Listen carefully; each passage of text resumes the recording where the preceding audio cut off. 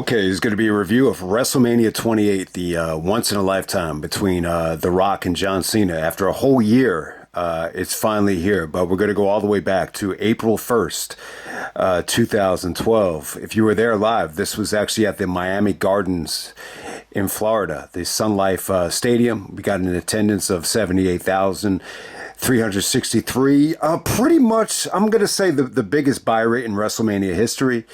So, for all the criticism, for as much criticism as I think the main event takes, for not living up to the hype, when you see the buy rates, it's tough to argue against it. I always thought this did about 1.3 million buys. It looks like it did in America, 1,219,000.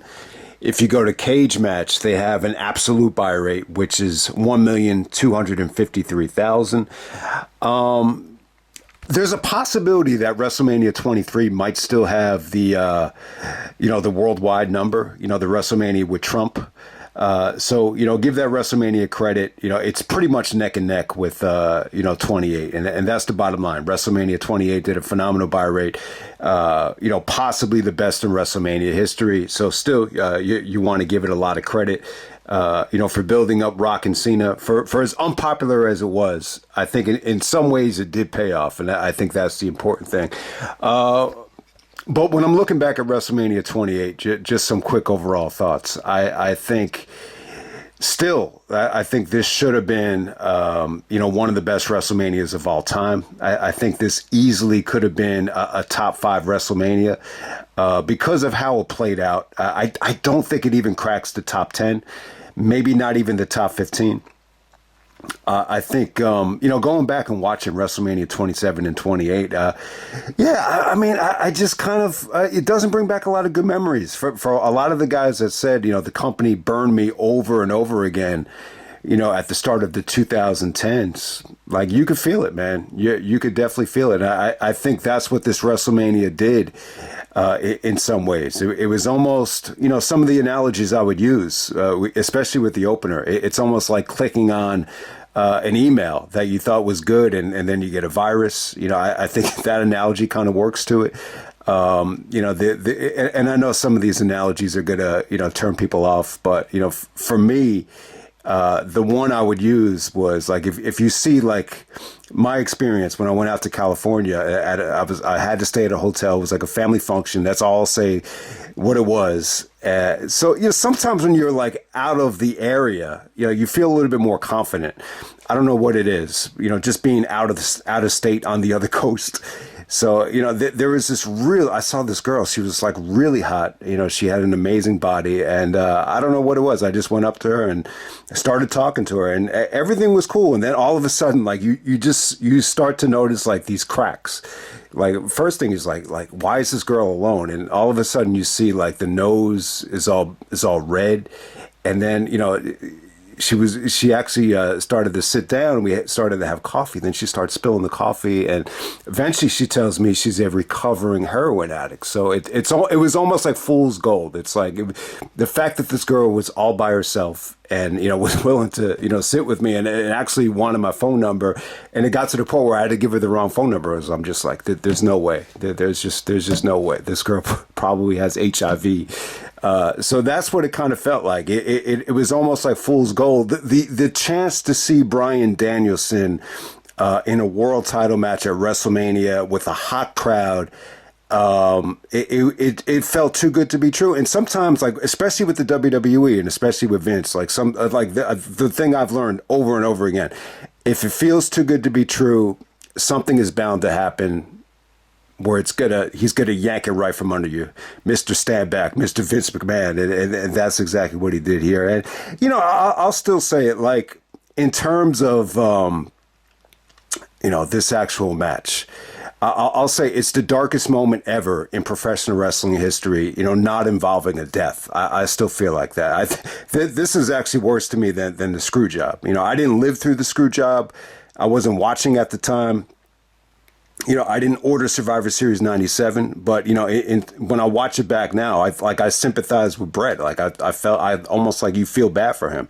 It's almost like being betrayed, by a family member. And any time, the death situation with Eddie dying and so many other guys, passing away. Obviously, that's the worst of the worst. But in terms of like a match, by itself, like this is probably like the darkest moment to me. And I'm not one of these guys that thought, the match needed to happen. Like there's some like super smart marks that are going to interpret it as, well, Daniel Bryan became a bigger star, by losing, than he did by having a 20-minute match. I'm not one of those guys that agrees with that. I think Bryan was already over. And do I think it expedited the process, especially with Cena giving the assist the next night and going, yes, Daniel Bryan, you owe me one. You had the whole fans in the attendance going crazy for him. I think it definitely helped.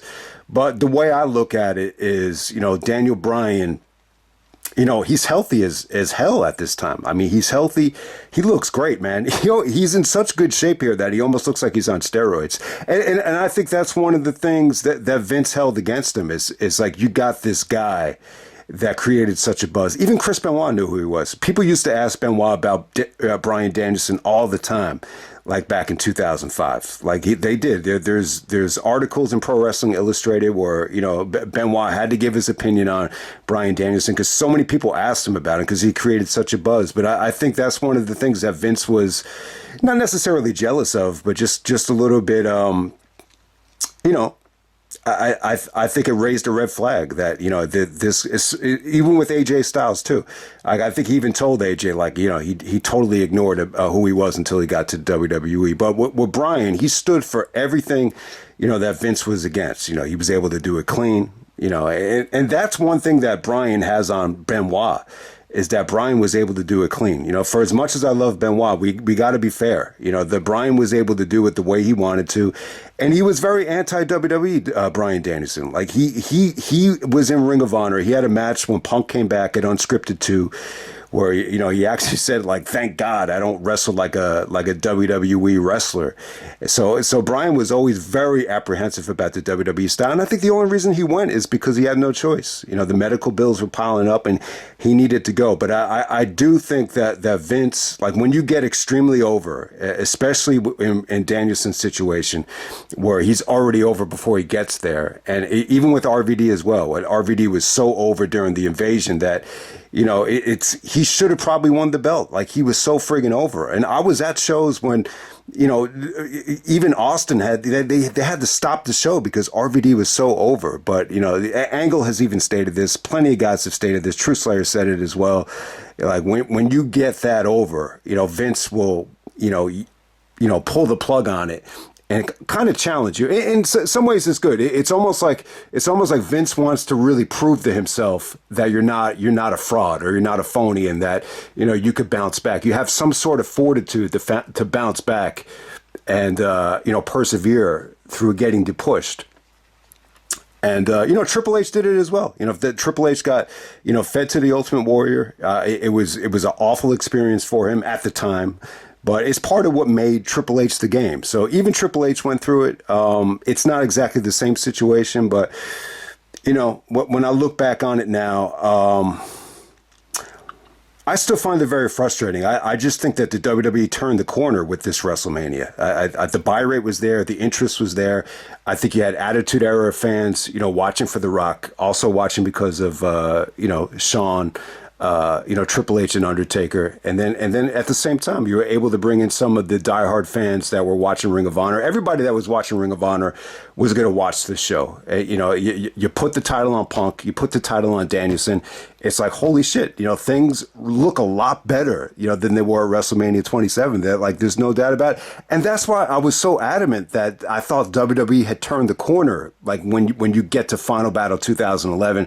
And to me, it really felt like Ring of Honor was going downhill. There's a lot of similarities with how they booked, Davey and Eddie and then how they booked Rock and Cena with the lack of creativity, the hesitancy about turning either guy heel. There's a lot of similarities there, but I was really just adamant that, WWE had turned the corner, like when you get to the end of 2011. But yeah, I mean, it's a good analogy to use, that they got burned. You get burned either by clicking on the link, or the girl has herpes or has HIV or is a drug addict. It's fool's gold, and that's exactly what it felt like here. Because when I watched this Daniel Bryan and Sheamus match back, man, you're talking about the crowd was incredible. Daniel Bryan's entrance was incredible. So Sheamus actually hits the bro kick.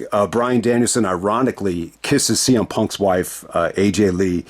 And the rest is history. Bryan just said, he was a little bit deflated, but I remember he said he just focused on, just doing the best he could, which meant just having the best entrance, just trying to hype the crowd as much as he could, and just doing, just doing the best he can with whatever this is, 18 seconds of just bullshit. So there we go. That's pretty much it with Daniel Bryan and Sheamus. I don't really want, I've bitched about the match maybe more than anybody in the history of YouTube. So let me just end it right there with Daniel Bryan and Sheamus. Obviously, they would go on to have a much better match at Extreme Rules. But yeah, the thing that I never really thought about is, they gave a lot of shit maybe too much time on this show. I think the one match that got too much time is probably Rock and Cena. To ask The Rock to go 30 minutes, I mean, it's a lot. And they gave a Divas match like 7 minutes. So a lot of matches definitely could have been cut. I think they said to themselves, we're kind of pressed for time. And then you hear this bullshit thing about Chavo Guerrero and Kane, that they wanted Sheamus to beat Kane's record on Chavo Guerrero. Who the fuck cares about that? No one cares about that Kane match against Chavo Guerrero for the ECW title. So I don't know why that was. True Slayer touched on it. I even touched on it with my brother in the original review, which sucked. Yeah, my brother was just really not into the show. You could just hear it in my voice for some of those reviews in the early 2010s. Like the passion is just sucked out of me. I don't think it's as. I don't know what it was. Maybe I just had other things going on that took priority, but you could just hear it. Like I just had zero passion, for a lot of, what went on, especially around WrestleMania 31. I think Daniel Bryan's injury, that's my biggest argument against it, is when you got a guy healthy like Bryan, you got to capitalize on it. And when they did finally give him his big moment, he's on the way out. He's injured. For as good as WrestleMania 30 was, to me, it's not that memorable, because what I think of is, okay, he's only going to wrestle against Kane, and then he's out, and then he's gone. So one of the things that sticks out about this WrestleMania as well is just the mainstream feel, man. This really felt like, maybe you want to connect the dots to Vince, the shareholders, getting filthy rich, getting so rich to the point where, you could do whatever you want. And maybe there's a reason behind it, with the way Rock and Cena was presented, and just with the overall feel of the mainstream songs. I mean, there's just so many theme songs that I think just fucking sucked for this WrestleMania. I'm not a fan of these themes, whether it's the Machine Gun Kelly shit or whether it's the Flow Rider stuff. I know it kind of worked well for The Rock's entrance and everything. Even Madonna had a theme here. I just thought this was definitely the biggest mainstream attempt in WWE history. I'll give one theme credit, though. The Metallica theme for Triple H and Taker was awesome. It definitely felt like Triple H had some control over that. And man, I mean, everybody knows I'm more of a rap fan, but man, the rock themes, or the hard rock themes, whether it's Metallica, Motorhead, even Limp Bizkit, they worked really well for the Attitude Era. And, so that was awesome. But I'm not a fan of the majority of these themes. There's multiple themes here for WrestleMania 28. I'm not going to use any of them for the big video later on. But Sheamus and Daniel Bryan, we'll put it to bed. And we're going to move on to Kane taking on Randy Orton. I got to say, I think it's underrated. I think you can make a case that it's one of the more underrated WrestleMania matches of all time. I think it's that good. I think so many people are negative on it because there's a lot of Daniel Bryan chants, and The beginning of the match just had no reaction. But I think once it got going, it was a pretty unpredictable match. I didn't think Orton phoned it in. I thought they both worked hard. I thought you had some really cool sequences here, and the ending was dope. You know, Kane actually does a chokeslam off the top rope to Randy. Yeah, so I could completely understand if you think the match is just, not worth talking about. I could really understand it. I just think anything that was going to follow that opener was doomed. There's no doubt about it. And I don't think Randy Orton and Kane is a great combination.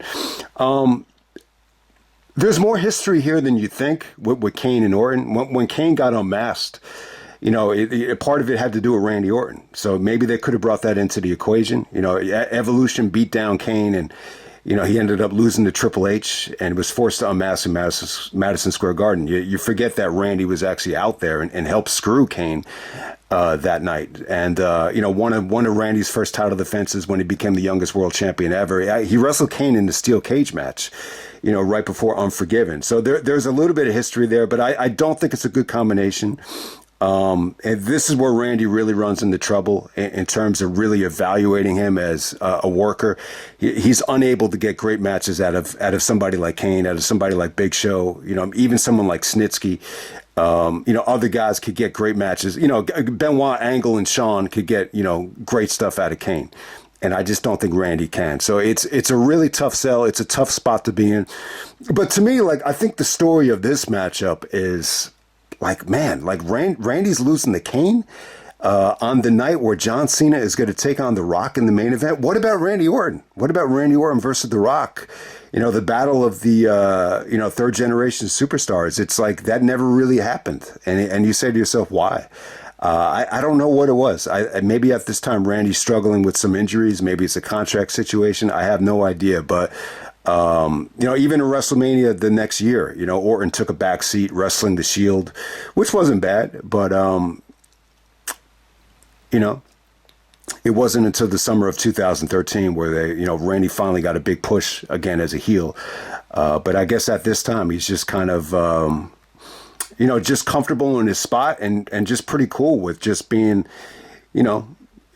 just in a spot on the card. It's as simple as that. All right, next up for the Intercontinental Championship, we got Cody Rhodes taking on the Big Show. You almost forget that the IC, it's cool that the IC title was defended by Cody. Cody's a heel at this time. He's making fun of Big Show for never winning at WrestleMania. So they show this video package with Big Show getting humiliated by Akibono, getting punched by Mayweather.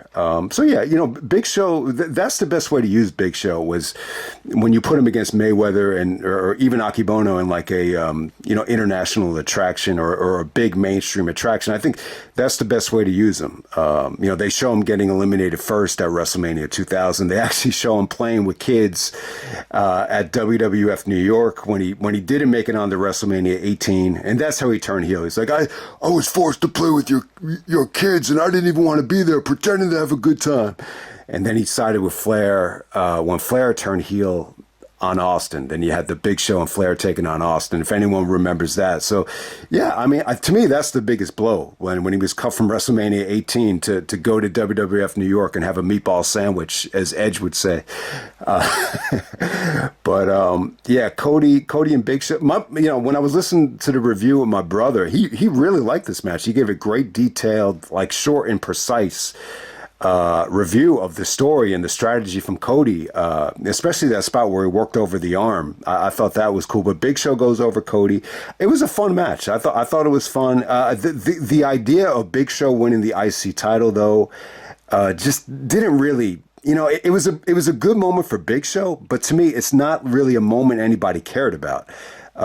Big Show actually kisses his wife, which was cool. He wins the IC title, but to me, it's degrading to the IC title, and I just don't think anybody cared about Big Show going over Cody at the time. It's just such a size discrepancy here that it was just tough to care about it. But give credit to Cody though. At least Cody made it onto the show. I totally forgot about this match, and I totally forgot that Cody was even on this show against the Big Show. It definitely could have been a better match. I definitely think It was fun while it lasted because, Big Show didn't have enough time to get gassed or bloated. So it's an easy watch. But I totally understand the people that hate this undercard, and things about to get worse here. We got Kelly teaming up with Maria Menounos to take on Beth Phoenix and Eve Torres. The match just got too much time for me. It's not the worst thing in the world. I thought Beth definitely had some good moments with Kelly. Kelly pulled off the Molly go round, and anytime Beth was in there, it was definitely watchable. This could have easily been like Victory Road 2009 level bad, which I haven't even seen that yet. But that will be the most criticism I've ever seen like a women's match get, because it's involving a celebrity. But yeah, Maria Menounos did not look good here. I think she was injured. I mean, she's in good shape, and give her credit. She's a celebrity that went out of her way to support the WWE. She's a really big fan, but the idea that she had to actually wrestle here, it was a bad decision, because there was a lot of sequences, especially the finish. It did not look good. Eve was a little bit more involved on this WrestleMania than you would have liked to. They had her do way too much here. And then she's involved in the big angle with, Zack Ryder later on in the night. To me, Eve just didn't check any of the boxes in terms of, is she a great wrestler? I mean, not really. Did she have any charisma? I would say not really. I mean, she's a good looking girl, but it just seemed like she didn't generate, any type of attention from the sexuality department when you compare it to like what Trish and Tori did. Like, no one was really. I don't think anybody really cared about what Eve brought to the table in any of the areas, and that's the easiest way to put it. It was just a waste of time. It shouldn't have been on the show, and I mean, the undercard was just. I mean, it wasn't like it dragged or anything like that. It was just the life is just taken out of the show until you get to the Hell in a Cell match. Next up, we have the Undertaker taking on Triple H in a rematch from WrestleMania 27. This time, it's going to be in Hell in a Cell. With Shawn Michaels as a special guest referee. The video package was great here. It was actually cut from the show, but they have it as a DVD extra, and they shouldn't have cut it because it was really good. It was the best. I think it was the best video package of the night. Really, Triple H is a good babyface here. It's really Taker that pushes for the match more so than Triple H. And Taker really takes the approach of just humiliating Triple H and just telling him that he, for as close as he came, he's not better than Shawn. So they kind of use Shawn Michaels in the storyline just to get Triple H to accept. And when Triple H does accept, he starts to take shots at Shawn Michaels, kind of saying, for as much as Shawn wants this to be about him, it's not about him, for as much as his ego.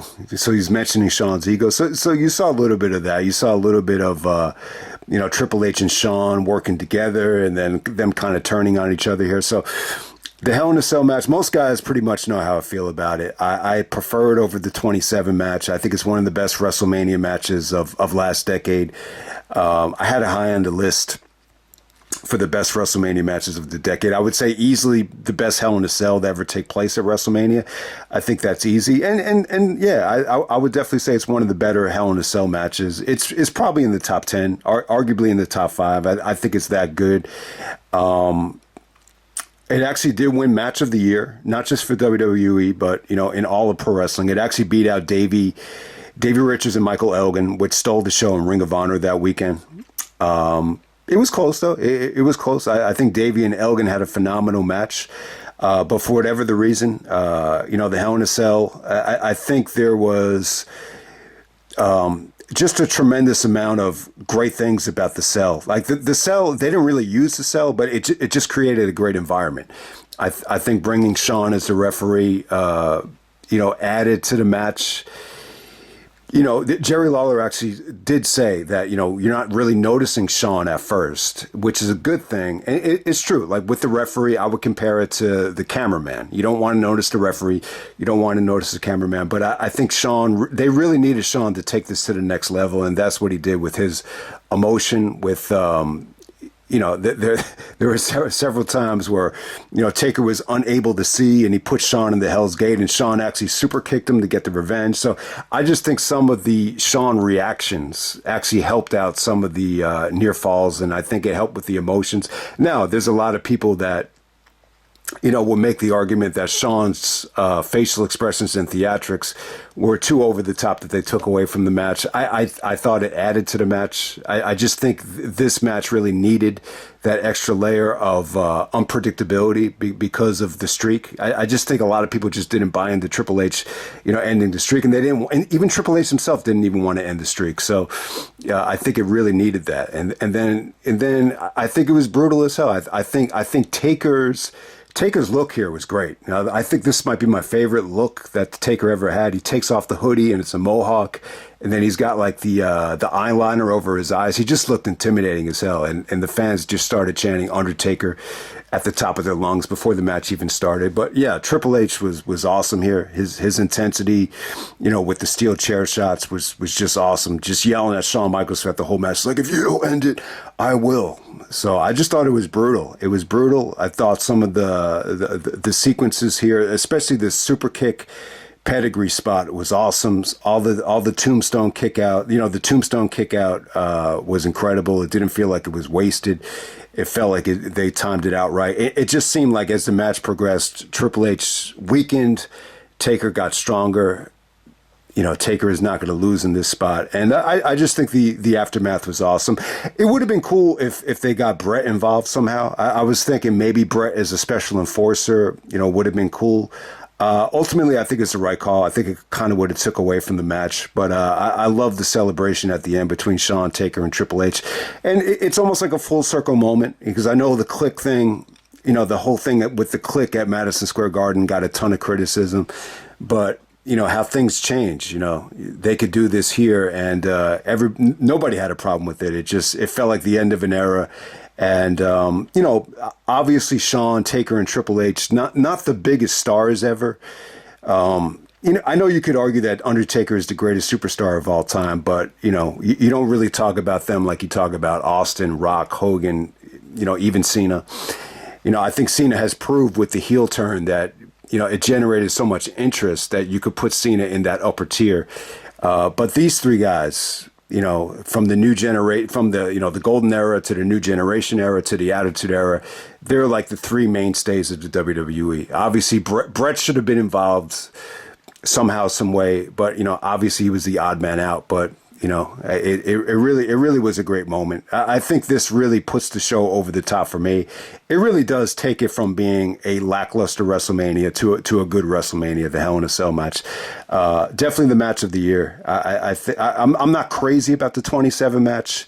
I just thought it was kind of lacking something, but I think the Cell and Shawn, really, sparked a lot of interest here. And so I still think it holds up well. Yeah, I would say it's a near 5-star match. I think that's the fairest way to put it. We have the 12-man tag match, which is pretty much a Raw versus SmackDown match. I'm not a big fan of these Raw versus SmackDown matches. I think you do these at I don't even want to see them at Survivor Series.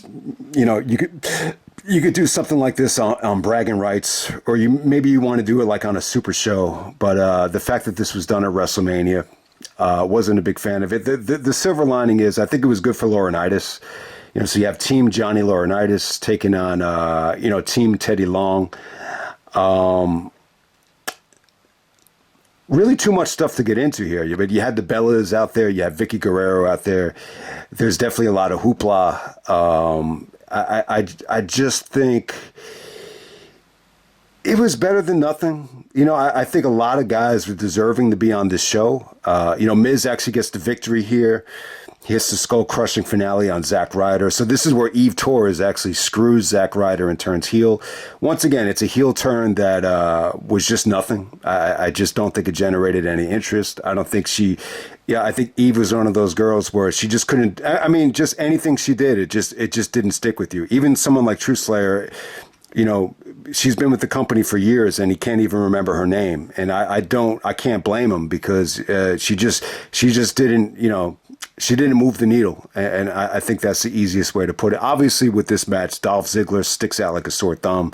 I think a lot of the discussion, was about Dolph and, just deserving of a better match than this. But, the bottom line is, you got guys out there with Raw and SmackDown T-shirts. The cool thing about it was you had John Laurinaitis' face on it. So, I think it was good for Laurinaitis. Punk's promo, made them put him on TV, and the douchebag yes men.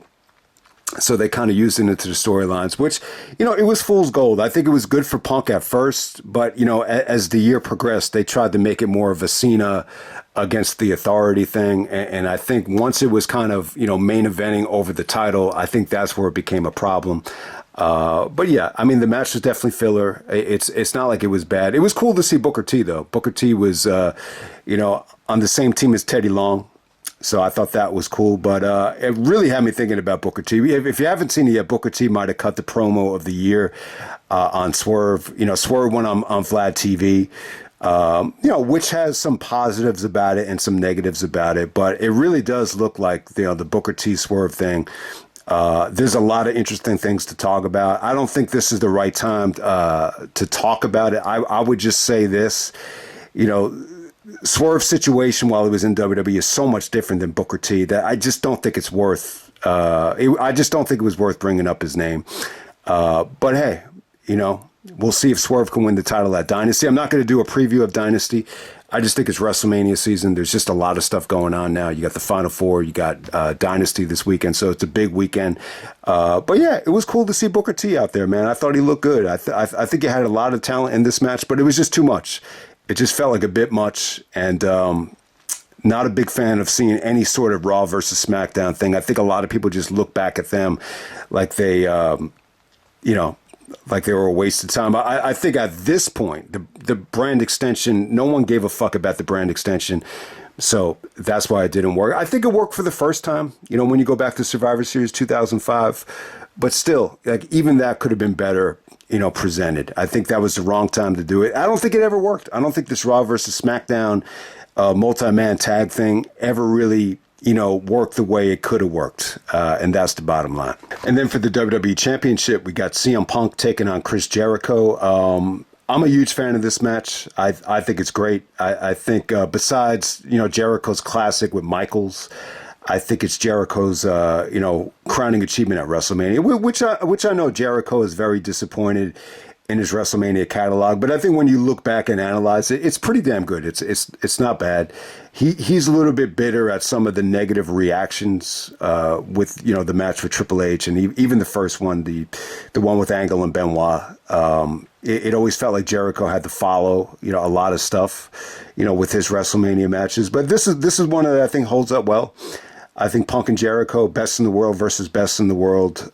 You want to give Bryan Danielson credit, too. So you have a best in the world matchup, and Bryan Danielson is on the first match of the night. But, to me, like, he's the one that really pushed the catchphrase. It's almost like the evolution of the best there is, the best there was, the best there ever will be, best in the world.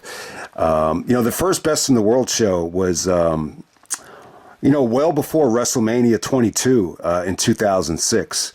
For Ring of Honor. And, I think it's Supercard of Honor 1 when Danielson said best in the world. It's the best, version of anyone, reiterating that phrase, because he just said it with so much desire and passion, and he believed it too. Just like when Brett said it, he believed it. When Danielson said it, he believed it. So to me, Danielson deserves the most credit for the best in the world thing. When Punk cut the promo, though, on Cena and on Vince, the pipe bomb, he mentioned best in the world, which is very, very funny, because I think the day before it was actually the best in the world 2011, the pay-per-view featuring Davey and Eddie, which did phenomenal business. I think that was like the height of Ring of Honor's popularity on YouTube. I really think it was. So Punk was able to kind of borrow it, but Jericho started saying it. Trying to think. I think he started saying it like in 2009, maybe 2000, maybe even 2010, leading up to the Edge match. I think that's correct, but it was a little bit different. He said, "I'm the best in the world at everything I do." Jericho actually had a book, and it was called "I'm the best in the world at what I have no idea." Because in real life, Jericho said you should never say that. It's a little bit cocky. It's a little bit arrogant. But the bottom line is both Punk and Jericho started saying it in the storyline. So why not just do it? It doesn't really bother me that Jericho didn't win the Rumble. I think they fucked the Rumble the previous year with Del Rio, that Sheamus winning. It was like, who cares? It didn't really hurt this match for me. I thought it was great. The only thing I don't like about this match is the the bickering from Jericho. So after Laurinaitis wins, after the Miz helps Laurinaitis win that 12-man tag match, he comes up to Punk and he basically wishes him luck and just says, "Yeah, I want to see a wrestling match. I don't want to see a fight. So if you get disqualified, you're going to lose the belt." So yeah, it was a good promo. Punk looked just like laser focused though. He looked really focused. It was a huge challenge for him, to be the championship match at WrestleMania. So it's a good match, man. This match is good. It takes a shit on both title matches from WrestleMania 27. It's by far, one of the best WWE championship matches, I think, in WrestleMania history. I think it's that good. I think that's the thing I have against it. It felt like it was a Vince call. All this stupid, bickering from Jericho, where Jericho's trying to get Punk disqualified. He's like, "Punk," he's like, "How's your sister? Your father's a drunk. Hit me, hit me, hit me." It's just too much. It felt like if Vince was, it felt like it had Vince written all over it. Like that's the gut feeling that I got. But once this thing got going, I gotta say it was great stuff. At this time, Jericho looked great. He's doing DDP yoga. He lost weight. He looks totally different than he does now. He looks motivated as hell. And it was cool to see Jericho get this type of treatment. The idea of Jericho winning the Rumble and Bryan actually being allowed to wrestle at this WrestleMania, they both felt too good to be true. So neither one does happen. But still, Jericho is in a title match, and he's actually following Triple H and Taker. So it's kind of cool. There's a lot of similarities between this WrestleMania and I think WrestleMania 17 in terms of Triple H, being motivated to steal the show while, taking a backseat to The Rock. I did want to make that point, but it's an incredible match between Punk and Jericho. I think Punk looks really good here. I think he definitely earned the title of best in the world. There's some vicious suplexes. There's some really good, creativity into the lion salt and into the walls of Jericho. But, to me, like the highlight of the match is like the submission work. The submission work between the Anaconda Vice and the walls of Jericho. And then obviously there's some really just good transitions out of submissions into small packages that were just, flawless here. So, Jericho had a classic. This is really, he grew up watching Steamboat and Savage, and it really feels like an evolution of that. And when you combine it with Punk's, submission work and his martial arts background and his high flying, I just think this match gave you everything. I think it's a great match. Crowd reaction. Some people bitch about the crowd reaction, but I think by the end of it, I think everybody was on top of their feet. There's actually a situation. Punk was, we know he was upset about not getting the main event, and congratulations to Punk. I love the moment he had with Heyman, where Heyman kisses him and he starts crying during the contract signing. He's going to get to main event WrestleMania this year. So congratulations to CM Punk. But man, I think there's a picture where after the match is over, he actually sees The Rock on the way to the ring, and he actually tells Rock to follow that. It looks like a fun exchange. It looks like The Rock actually congratulated him on a great match. So it's a cool exchange. But still, it's a little bit ballsy that Punk would actually tell Rock, follow that, which I don't think they did, from a wrestling standpoint. But still, I think Punk and Jericho holds up well. What did I want to say about? I also wanted to say about this with Punk and Jericho. I like what they did on the mic here, especially Punk's promo. While you're, touring with your rock bands, I'm swimming with sharks while you're dancing with stars. I thought that was cool. And, Jericho even stated that, like Punk actually drove him to come back to WWE. It's a shame though, because when I look at AEW, I think these two guys could have had so much great promos. I think AEW would have, lifted the restrictions off of them. I was really dying to see Punk and Jericho, feud, especially like when Punk came back after the shenanigans at All Out. I thought it would have been a great feud. But yeah, Jericho was really anti-Punk. It seemed like they got along fine, like at the time. But I think once the scuffle happened, Jericho came out and said that Punk was a cancer. I think, and I hate to say it, guys, I really do hate to say it. I'm a Jericho supporter more than anybody. I'm the biggest Jericho-holic. I like Punk and Jericho equally. I love both guys. But if I were to be honest, I think at the time, I think Jericho was. I think he was happy. I think he's happy in AEW. I think the money is really good, and I think Jericho saw Punk as a threat of, is this guy going to be such a nuisance that is going to bring down the company? So I think there's a lot of that going on. I think Punk was just very demanding, with the way he wanted things to kind of, transpire in terms of, the structure of how to act and how to be, when trying to sell tickets. So it's a shame, man, because I think Punk and Jericho, it's a tremendous feud, and I wish this could have kept going longer. I wish it could have. I love the street fight that they had in Chicago. I thought that was great. I think this should have carried out even longer. I think the Punk losing a lot of passion, it was kind of compounded. Like Jericho started to do the podcast, and I think the first crack was, Jericho really wanted Punk on his first show, and Punk just declined and just said, and I think when he did the podcast with Cabana, he mentioned that he felt like, the Jericho thing was a, God, what do you call it?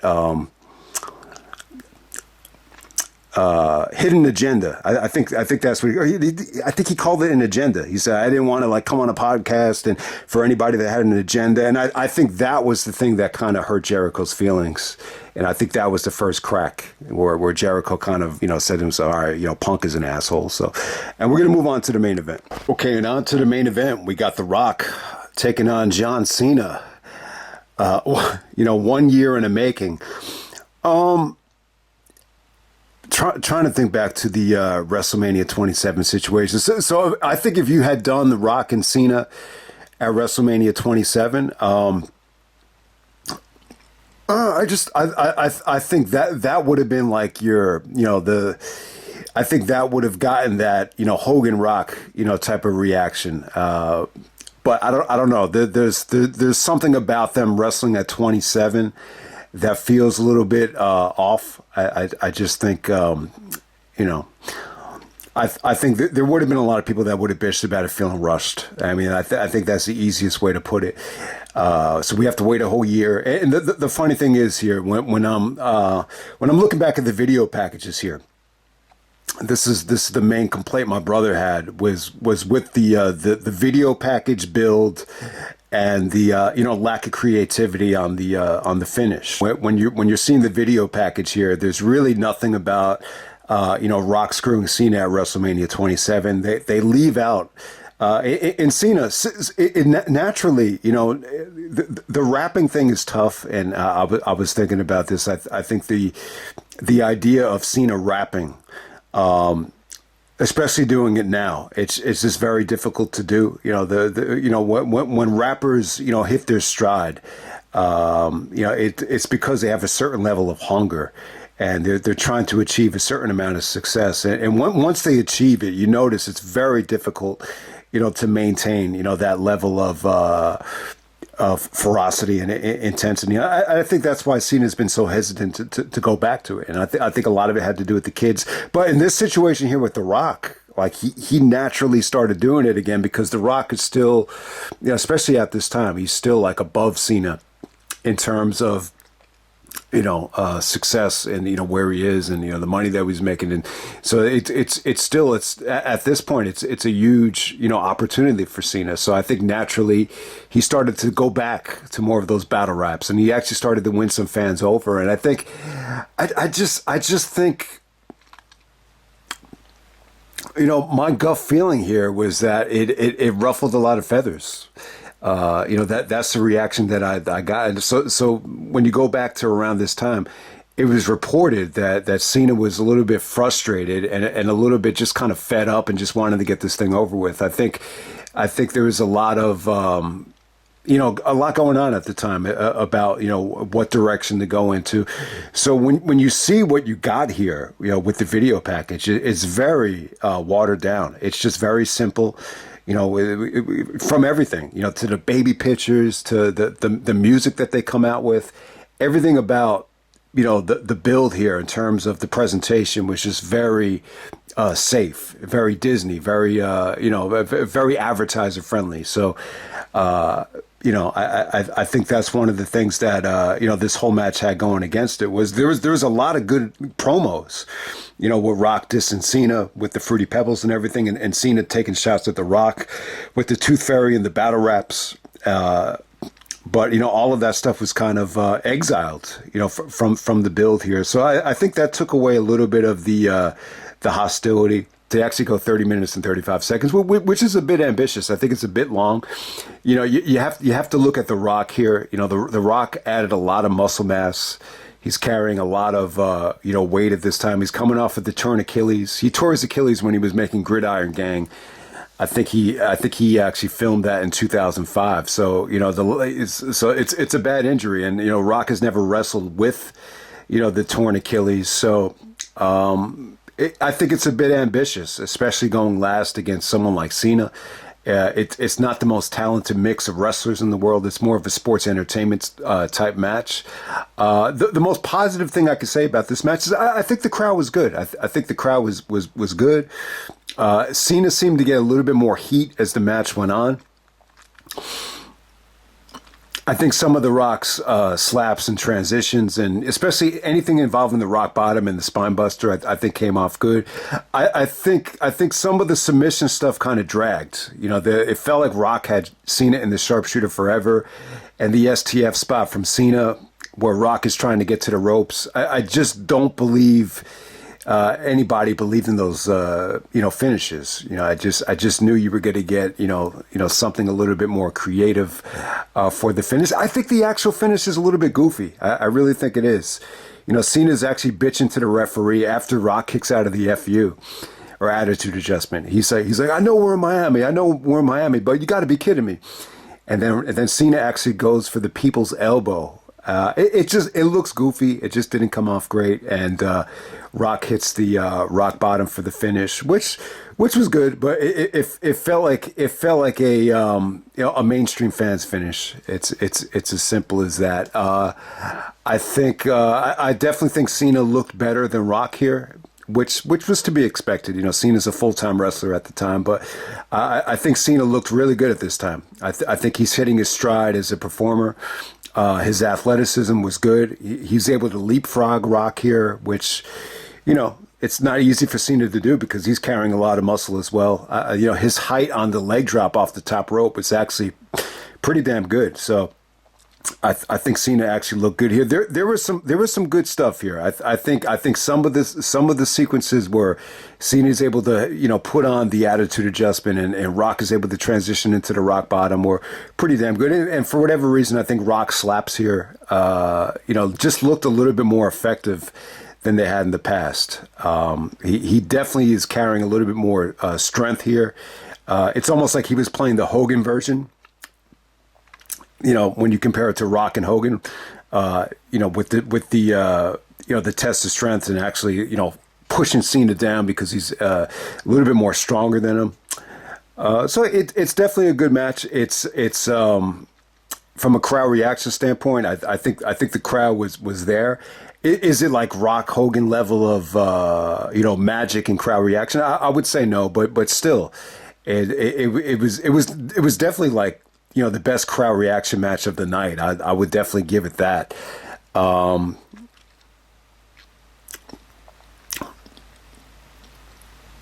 So there's mixed feelings about it. I think the problem with this match, in terms of so much, the polarizing feel of it, is the hype. I think it has so much hype attached to it.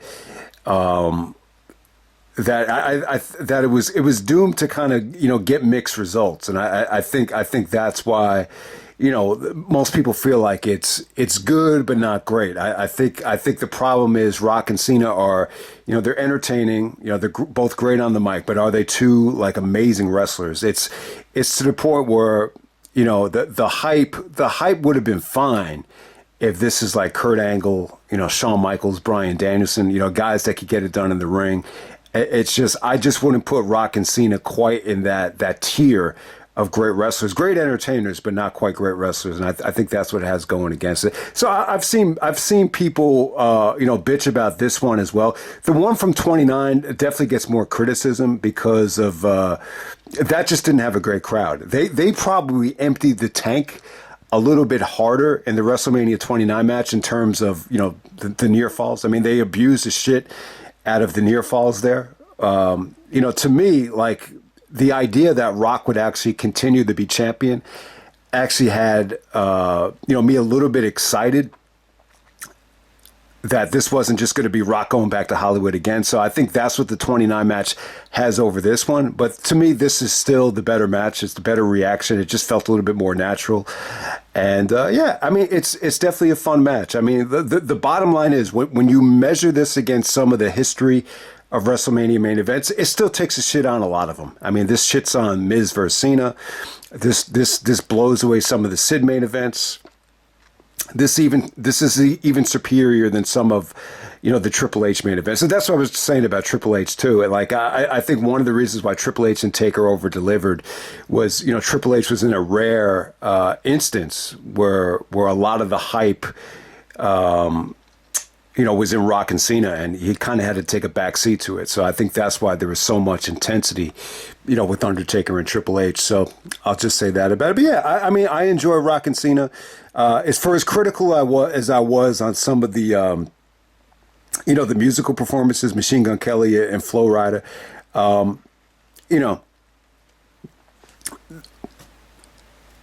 the Flo Rida theme really, fit The Rock in Miami. So I'm not going to say it was awful. I just think my biggest criticism was it definitely felt like Cena was very handcuffed in terms of some of the tension, leading up to WrestleMania, to the point where I think Rock definitely was very, at the time, I do kind of feel like he used WWE. I know some people are going to bitch at me for saying this, but I do feel like, Rock's, even though this made a shitload of money, I do think this was more beneficial to the Rock's movie career than it was to WWE. I just, it always frustrated the shit out of me that, Rock is going to come back for WrestleMania and then, not be a part of the main roster. This frustrated the shit out of me for years, going back to WrestleMania 17. And to me, it ruffled a lot of feathers. Obviously, it hurt Punk's feelings. And The Rock knows it himself. The fact that, Rock and Roman was going to, possibly main event WrestleMania last year, I think Rock saw coming a mile away that this is a ball of negativity that he just doesn't want. So he, I think he pivoted. I think he forced the WWE to pivot, and I think it was the right call. I love The Rock more than anybody, but if there's one guy that I just wish would have been a little bit more committed, to the full-time roster, it would definitely be The Rock. But hey, man, yeah, I think we're at the point with The Rock that you just, especially at this time, you just say to yourself, like, you're just lucky to have him. This guy's so successful. He's making so much money in Hollywood. For as bad as the movies are, that you can't, especially after this, it felt like The Rock went on a tear. Like, I remember, like, in 2013, he had, like, 5 movies out, and then it led to Fast and Furious. So, obviously, the Disney stuff was kind of behind him at this time, and then he became more of an action star. You had the Hercules, and you had everything. I remember Snitch was a good movie. Gridiron Gangs was a good movie, but for the most part, I was not a big fan of Rock's, Hollywood movies. They did nothing for me, but I can't argue with the success of them. They generated a lot of money. He became filthy rich off of these movies. So I'm not going to tell you that, Rock made the wrong decision. But hey, I'll credit Cena. Cena was pushing for this match for years. He finally got it. The real life animosity was real, because Cena opened his mouth and said, Rock said he shouldn't have said anything, but Cena was like, I just don't understand why The Rock can't be more involved. Like he basically was saying what I'm saying here is, I just don't understand why he just can't come back and, do this and do that. And he finally did it. So, it was good, but I think it got to the point for Cena that there is so much, there was so much limitations on what you could actually say I think he probably took some heat for the Tooth Fairy stuff, but well, yeah, definitely think it's a solid main event. But am I blown away by this thing? And is it really my cup of tea? I would definitely say no. I mean, I like the match. I'm not as down on it as my brother was. My brother was just very, and you could tell why he was, not going back to the WWE anytime soon by, his reaction of this thing. So, but hey, the bottom line is, I think Rock and Cena won is a successful main event. It's definitely better than the WrestleMania 29 main event. And I think overall WrestleMania 28. It's it could have easily been, maybe one of the best WrestleManias ever. I think because of the way the show started out. I think it takes it out of that realm of being in the top 10 or even in the top 15. I would probably say it's easily in the top 20, but I think if you're going to put it in the top 12, it's definitely a stretch. But I'm not going to lie to you. It's a much better card than the previous year, and I still think if you give Danny Bryan and Sheamus 20 minutes in that opening match, I think this easily could have been a top 5 Mania of all time. So let me just end it right there, man. That's WrestleMania 28. I got to say, I'm a little bit underwhelmed. I think what really stands out here is Vince. I think at this time, I think Vince at the time realized that a heel turn. And, I was cool with neither guy turning heel, but it's more about just not executing the heel turn. But I think having more of a simplified build and not really going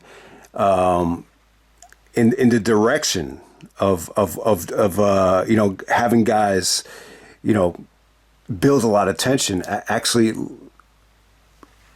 creates for more advertisement revenue. And just by the way the songs were picked, and just everything about it just screamed to me like Vince has decided at this time that the best way to market this company to the shareholders is just to kind of make things feel a little bit more simple. And I think that's the biggest thing you could take away from this WrestleMania. So I'll just end it right there.